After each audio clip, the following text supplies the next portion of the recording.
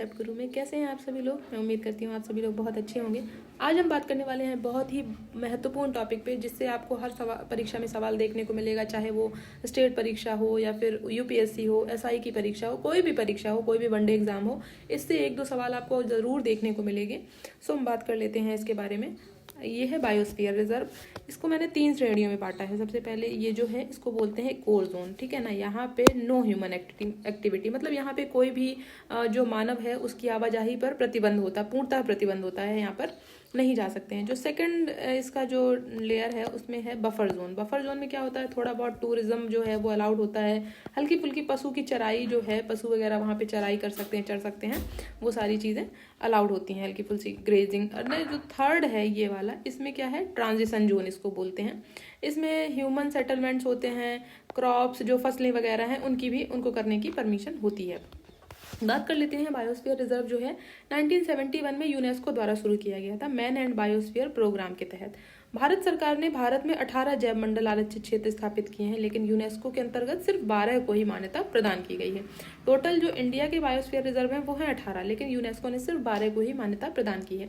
हम बात कर लेते हैं, पहले बात करेंगे 18 जो भारत के हैं उन सबके बारे में, फिर इसके बाद में जो यूनेस्को में 12 शामिल हैं उनके बारे में बात कर लेते हैं। सबसे पहले इसमें दिया गया है कोल्ड डेजर्ट बायोस्फीयर रिजर्व। ये कहाँ का है, हिमाचल प्रदेश का। नेक्स्ट हमारा जो है बायोस्फीयर रिजर्व वो है उत्तराखंड का, नंदा देवी। नेक्स्ट है हमारा कक्ष, रन ऑफ कक्ष मतलब कक्ष का रन, ये है गुजरात का, ठीक है ना। फिर है हमारा Kanchenjunga national, Kanchenjunga biosphere reserve. ये कहाँ का है, ये है सिक्किम का, सिक्किम का।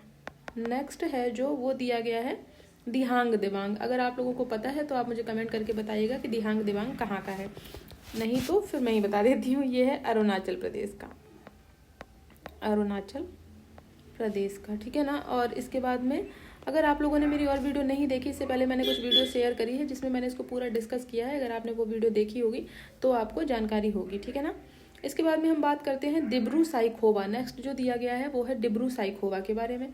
अगर आपको डिब्रू साइखोवा के बारे में पता है तो आप मुझे ये कमेंट्स करके ज़रूर बताइएगा, ठीक है ना।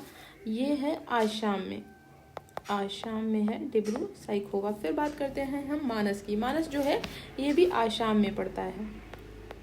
फिर है हमारा नोकरेक बायोस्फीयर रिजर्व। नोकरेक कहाँ पड़ता है, अगर आपको ये पता है तो आप मुझे ये ज़रूर बताइएगा, नोकरेक कहाँ है। फिर जो है हमारा नेक्स्ट है वो है पंचमढ़ी, ये एमपी में पड़ता है। पन्ना हमारा जो बायोस्फीयर रिजर्व है वो भी एमपी में पड़ता है। नेक्स्ट है अचानक मार। अचानक मार के बारे में तो आप मोस्ट इंपॉर्टेंट टिक कर लीजिए, क्योंकि ये ज़रूर पूछा जाता है। ये जो पड़ता है ये लगभग बॉर्डर पे पड़ता है एमपी और छत्तीसगढ़ के, इसलिए परीक्षा इसको ज़रूर पूछता है ताकि बच्चा इसमें कन्फ्यूज़ हो जाए। एमपी और छत्तीसगढ़ के बीच में ये बॉर्डर पे पड़ता है। फिर बात कर लेते हैं हम सिमलीपाल के बारे में। सिमलीपाल कहाँ पर है, उड़ीसा में, ठीक है ना, डबल एस। फिर है सुंदरबन, सुंदरबन पड़ता है वेस्ट बंगाल में। फिर है शेषाचलम, नीलगिरी बायोस्फीयर रिजर्व, अगस्त्य मलाई और गल्फ ऑफ मन्नार, ठीक है ना। ये जो है, ये जो 18 दिए गए हैं ये हैं यूपी के। अगस्त्य मलाई है केरला में, ये है तमिलनाडु में, और शेषाचलम जो है ये है आंध्र प्रदेश में, ठीक है ना। अभी सारे हो गए, कोई बचा, हो गया। इसके बाद में अच्छा हाँ ये रह गया, ये हो गया। सारे जो हैं ये इसके बारे में मैंने बात कर ली है। पंचमढ़ी जो है वो एमपी का है।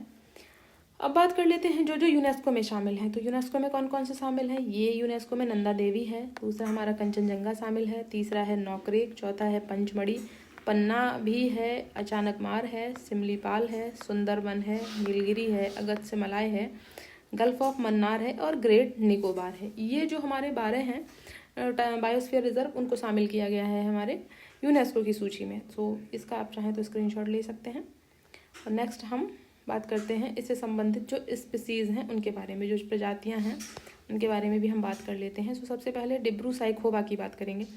तो डिब्रू साइखोवा में एक वाइट विंग डक पाई जाती है जो कि इंडेंजर्ड है। फिर बात करेंगे सिमलीपाल की, मयूरभंज एलिफेंट रिजर्व जो है वो इसी के अंतर्गत आता है। फिर बात करेंगे पंचमढ़ी में, यहाँ पर क्या है, बोरी सेंचुरी थी, पंचमढ़ी सेंचुरी है, सतपुड़ा नेशनल पार्क है, हाईएस्ट पीक ऑफ धूपगढ़ जो है वो पंचमढ़ी है।